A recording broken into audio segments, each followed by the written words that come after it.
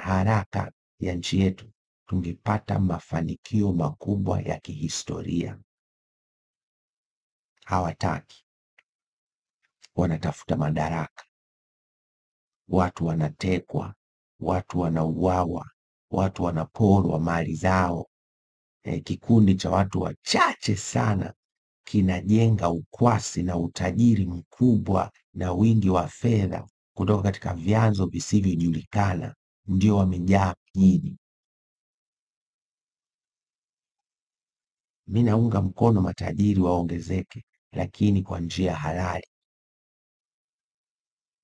Nikasema hapana, siwezi kuendelea kuwa sehemu ya ubatili huu, najiuzuru. Na niliwajulisha, sema huwa hawasikilizi, wanadhani kila mtu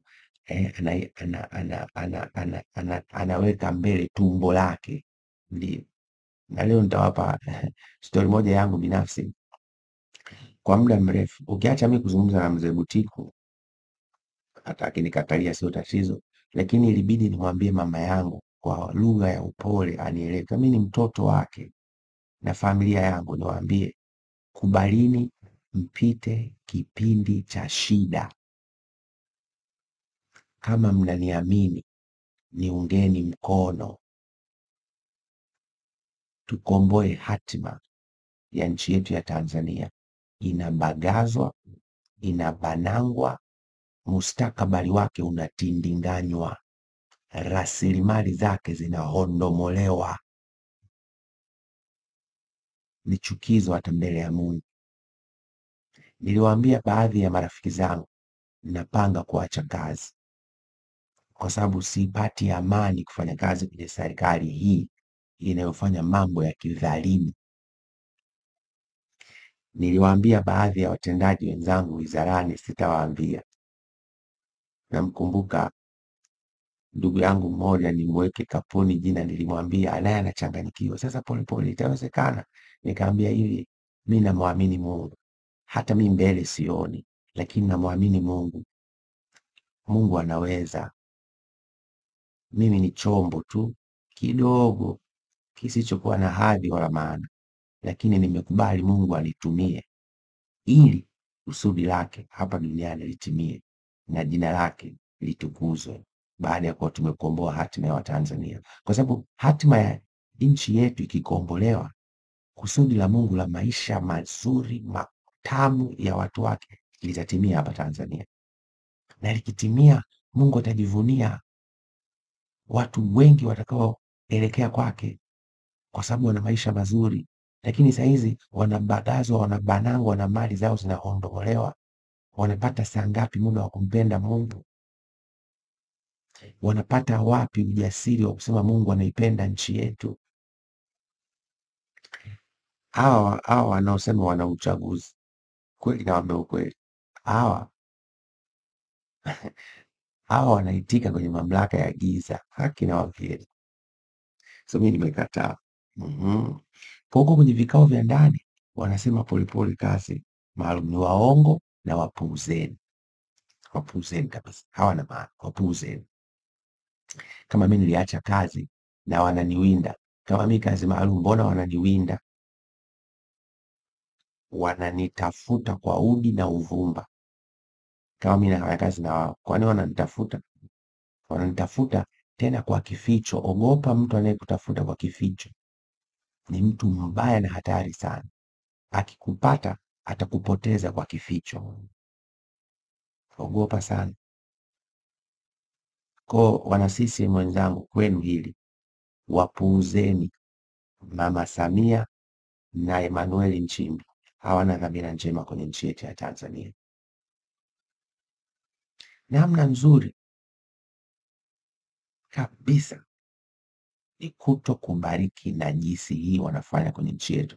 Wewe kama mwana CCM unajivuna kinachoendelea nchini. Wewe kama mwana CCM unasikiliza wananchi wenzako wanaizungumziaje CCM sasa hivi? Na ukijifanya unajua tumerudi zama za 2015, unaweza kuzungumza mambo ya CCM sasa hivi, watu wakaghadhibika na wewe kupitiliza.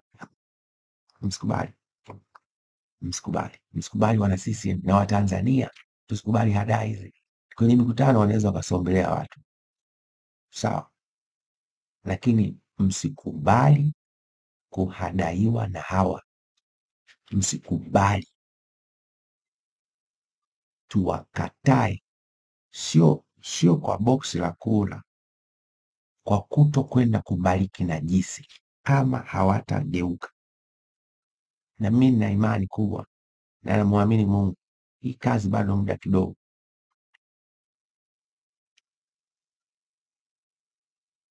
Maana tunamuomba Mungu na yeye aingilie kati. Maana tumewaambia kwa maneno, tuzungumze, hawataki. Tujenge mwafaka wa kitaifa, hawataki. Wameshupaza shingo. Sasa hizo wanafanya mikutano wenyewe, eti wanaita kampeni. Hii si kampeni, anafanya mikutano ya hadhara, mikutano ya hadhara kote nchini Tanzania peke yake. Sasa ameenda kwenye vyombo vya habari, anaweka na matangazo peke yake. Sasa anafanya kampeni dhidi ya nani? Umeshasikia ACT, kile chama cha udalali, chama cha udalali CCMB imetengenezwa na CCM mtandao, na CCM mtandao ndio imeshika sasa hivi hatima ya viongozi wetu na mustakabali wa nchi yetu. Tukatae, tuidai, tuichukue hatima ya nchi yetu ya Tanzania kutoka kwenye kundi hili la CCM mtandao. Halina maana, dhalimu, kundi genge la wahuni, linabagaza mustakabali wa nchi yetu. Tukatae. Na kundi hili lina historia zote mbaya za kuharibu mustakabali wa nchi yetu. Ufisadi wote tangu tumeanza kuusikia una uhusiano na genge la kundi hili la CCM mtandao, wahuni hao. Hivyo najua kwamba nitakapokuja kuwasimulia kuhusu bima hii ambayo leo hii iko hoi bin tabani mpeche mpeche, aliyekuja kuileta ije ili uwe mfumo wa kuiba ni yule jamaa,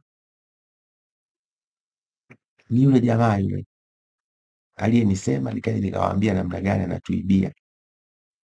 Yule ndio alileta wazo la bima. Lakini ukiacha wazo la bima, hata mabando bei kuwa juu, yule jamaa anahusika. Alianza hii kampuni yenye rangi nyekundu nyekundu, akapiga michezo akaondoka, akaingia kwenye hii kampuni yenye rangi za kama za Chama cha Mapinduzi, unaelewa, akapiga mambo akaondoka. Na wamejipanga kufanya internet isipatikane kwa urahisi ili iwe bei kubwa. Nitawafafanulia wiki hii tunavyoibiwa, na mhusika mkuu mojawapo yule bwana na genge la CCM mtandao. Kwa hiyo wapuuzeni.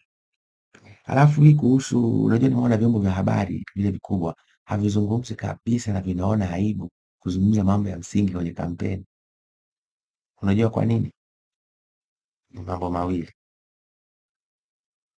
Moja, wanatishwa.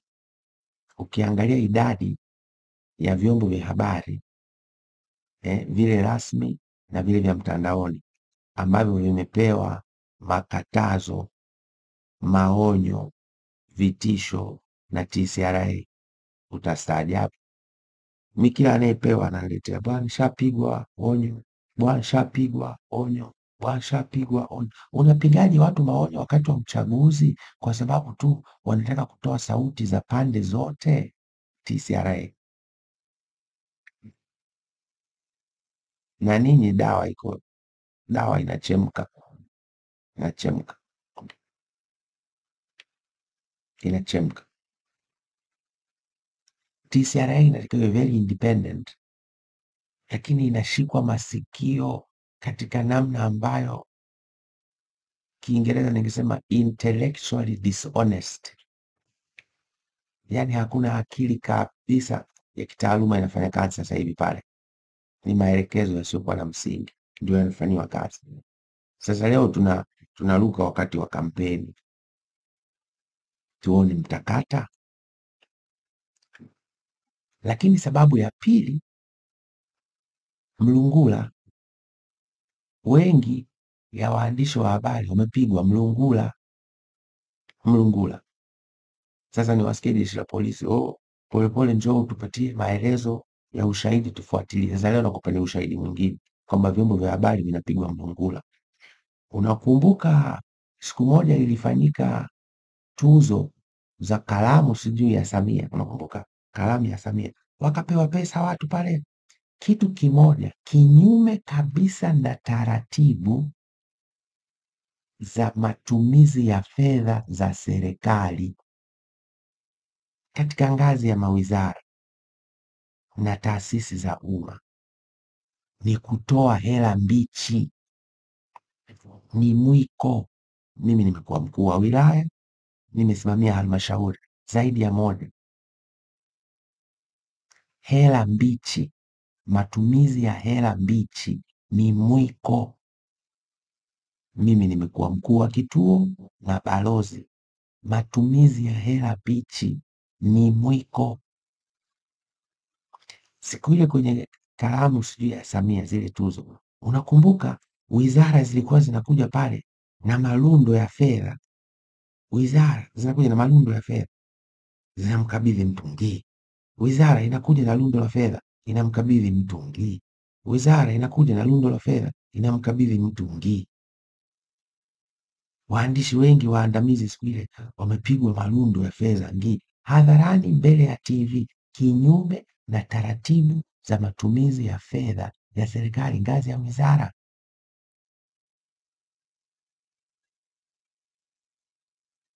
Na rais anashuhudia. Tunavunja taratibu, tunavunja kanuni, tunavunja sheria.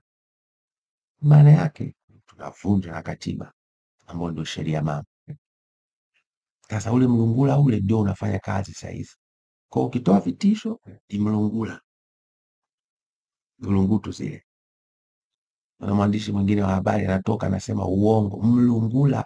Unajua mtu akipewa fedha ya hongo anaweza akafanya mambo makubwa ya ajabu na ya kutisha.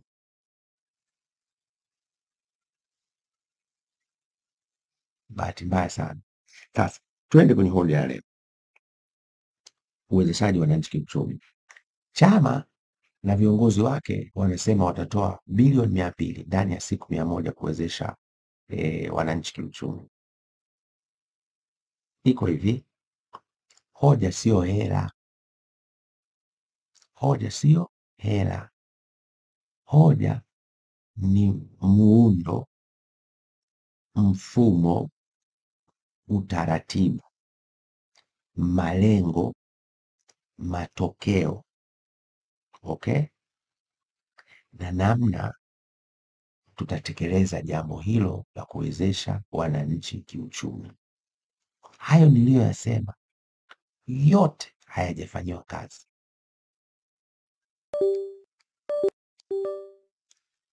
Hayo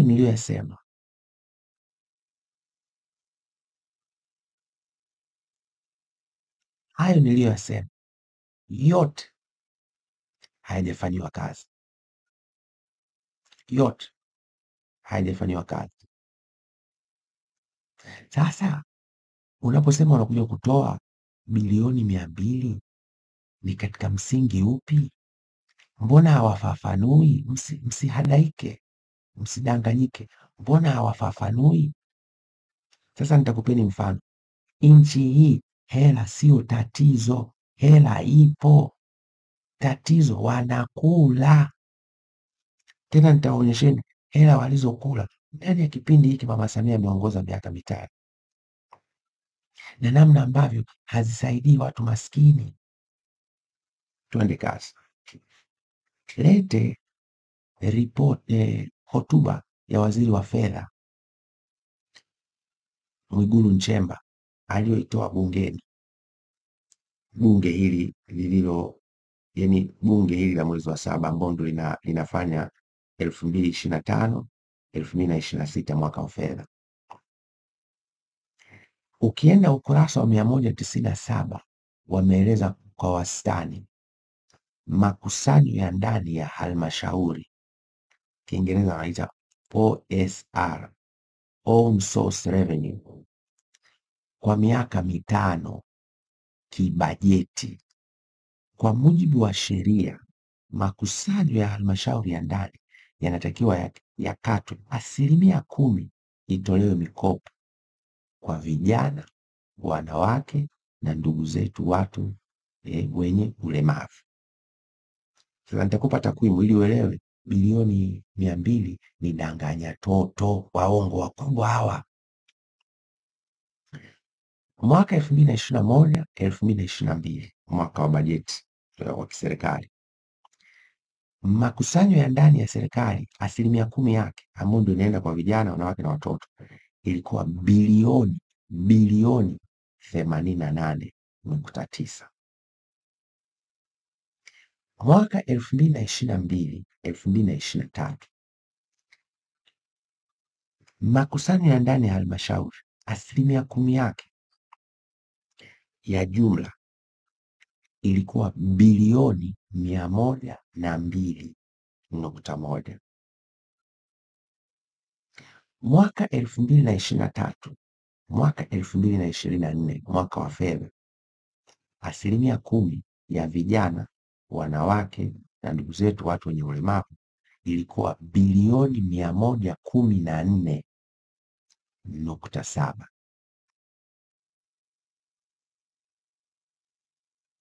Tunaendelea. Mwaka 2024-2025, mwaka wa fedha uliopita, makusanyo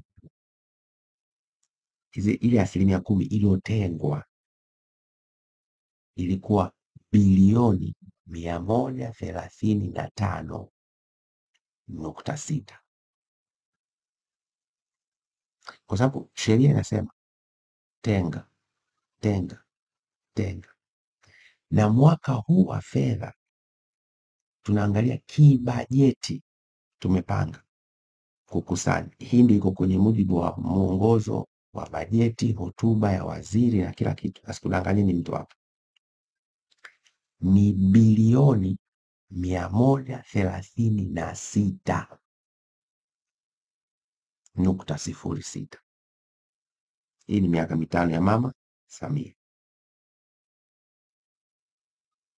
Ukijumlisha hizo hela zote utapata ni bilioni 577.4. Kwa miaka mitano tulipaswa kuona bilioni 577.4 zimewekewa muundo wa kitaasisi, zimewekewa mfumo wa kuratibu na kufuatilia na kuzitoa na kuzifuatilia, si ndivyo? Tuliwa kuona hizi bilioni 577.4 zimewekewa malengo mahususi, matokeo, shabaha, kisha ziwekewe utaratibu wa namna ya kuzitoa kwa wajasiriamali. Na hawa wajasiriamali sio tu wa kuokoteza, wanafahamika, wale wenye biashara ndogo sana, ndogo na za kati. Na tunawatazama vijana, wanawake na ndugu zetu watu wenye ulemavu. Haki na wahakikishia, nchi hii ingekula maziwa na asali. Hivi unajua kiwango cha juu cha kuanzisha benki hapa Tanzania kwa mujibu wa taratibu za Benki Kuu ya Tanzania BOT ni bilioni 50. Kwa benki ya maendeleo ya wanasema Development Financing Bank, yani benki ambayo imejikita kwenye kuwezesha kuwekeza katika maendeleo kwa muda mrefu, bilioni 50. Kwa hata wangesema waanzishe benki, zingeanzishwa benki 10, lakini mimi sisemi benki ndio mtindo. Wangeweza kutengeneza fuko moja la bilioni 577 haki nawahakikishia, ile Kariakoo, wale mawinga wangekuwa wanamtukuza Mungu huku wanaishukuru serikali. Lakini leo ndio TRA anasema mawinga walipe kodi, lakini serikali haijawawezesha. Lakini sasa haijawawezesha, pesa ipo inapigwa chini ya uongozi wa Mama Samia. Sasa wanaposema bilioni 200, hawaelezi muundo, hawaelezi mfumo, hawaelezi malengo, hawaelezi zitatoka wapi, kwenye bajeti hii kwa mfano ziko wapi. Ni uongo, ni kiini macho. Msikubali hadai na udanganyifu huo mkubwa. Tena wengine ni jamaa zangu wasomi tu, maprofesa, wanasema uongo, intellectual dishonesty, wizi na ujanja wa kitaaluma. Mimi nimesoma mpaka chuo kikuu kabisa, mwana taaluma. Siwezi kukubali ujinga wa namna hii unaofanywa kwa watu wetu wa Tanzania. Yani kodi walipe, halafu muwabagaze, muwabanange, mtindinganye mustakabali wao, mhondomole pesa zao zote. Mimi sikubali. Sasa nitaka niwape mfano mdogo namna gani fedha hizi zingebadilisha maisha ya mawinga wa Kariakoo. Wewe ni winga, nisikilize nasema na wewe. Wewe ni winga, nisikilize nasema na wewe. Wewe una biashara ya mtandaoni, nisikilize nasema na wewe. Bilioni 577.4 inaweza kubadilisha maisha yako, familia yako, na ukalipa kodi kwa starehe, tena kwa kujitolea, kwa sababu kodi kitaalamu unalipa kwa kujitolea, kwa hiari. Kodi utolewaji wake unaitwa voluntary compliance, sio kuwashikia watu mikwala. Hapana, hapana, hapana, hapana, haiwezekani. Hapana. Sasa winga, nisikilize, na hapa nitatoa mfano wa kijana mmoja, umeelewa? Anaitwa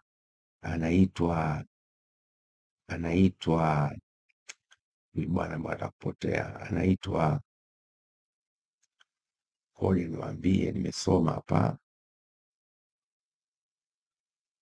nilikuwa nasoma stori yake, nitaka niitafute niwashirikishe muone namna gani serikali hii ya Mama Samia inatucheza mchezo mbaya. Sawa, sikiliza. Ninyi mnamfahamu Fred Vunjabei? Fred Vunjabei ana kisa chake amewahi kutusimulia mtandaoni. Huyu bwana Fred Vunjabei ni mjasiriamali hapa mjini, ana maduka yake Vunjabei kila pahala, yako nchi nzima. Ni mtu amepiga hatua, na wako wajasiriamali wengi wanamfuatilia, vijana. Hasa ana kisa chake kati ya yeye na rafiki yake anaitwa Frank Knowles, jina moja kama la Kimarekani Frank Knowles. Sasa wale wamesoma BCom nafikiri hapo chuo kikuu cha Dar es Salaam, halafu baadaye wakawa wajasiriamali, biashara ya mtandaoni kama mawinga tu. Wakaenda Uchina siku moja kufunga mzigo. Frank Knowles alikuwa na milioni 6. Fred Vunjabei alikuwa na milioni 7. Lakini wakati huo aliyekuwa na duka ni Frank Knowles. Kwa wakiwa Uchina, bwana Fredi akaona kule mzigo wa China wataka mnunue kwa ujazi mkubwa,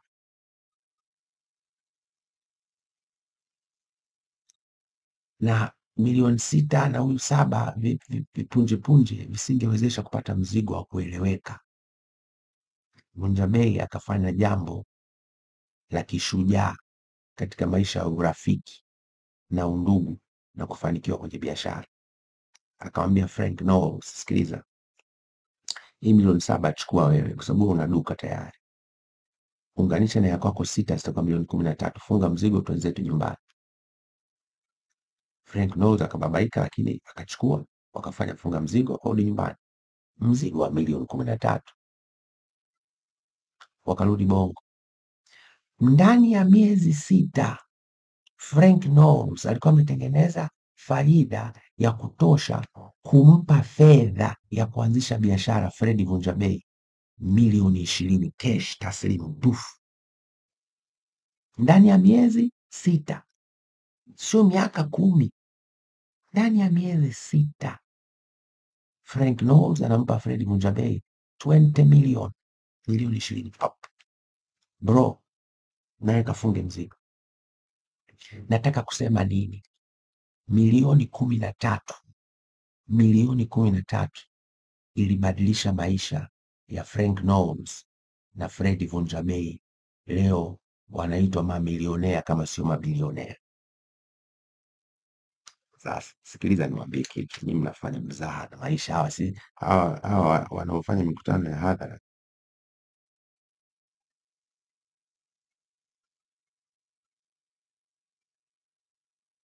wanaofanya mikutano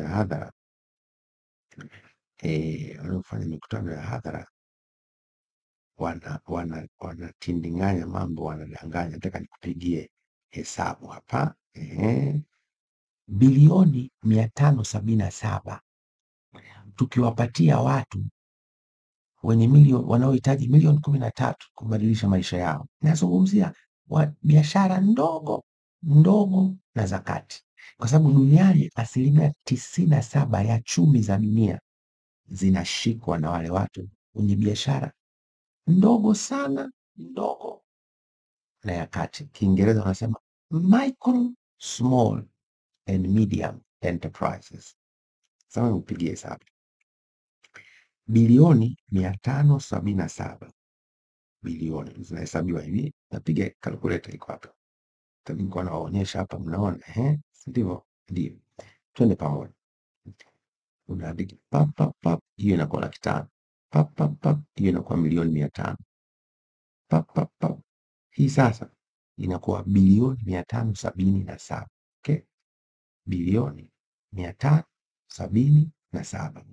Basi kuna watu watakuwa wana zoom kamera ni simu yangu hapa, cheni ujinga. Umenielewa? Sasa nachukua hii na igawanya na milioni 13 ya Frank Knowles na Fred Vunjabei, milioni 13. Nasema sawa sawa. Unajua tafsiri yake inatisha. Tafsiri yake inatisha. Unaona hii? Maana yake kwa bilioni 577 tunaweza tukatengeneza Frank Knowles na Fred Vunjabei wengine wapya 44,000 hapa Tanzania.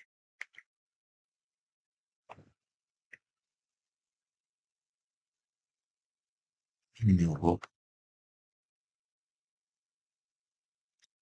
Nisikize vizuri. Bilioni 577 ambazo sasa hivi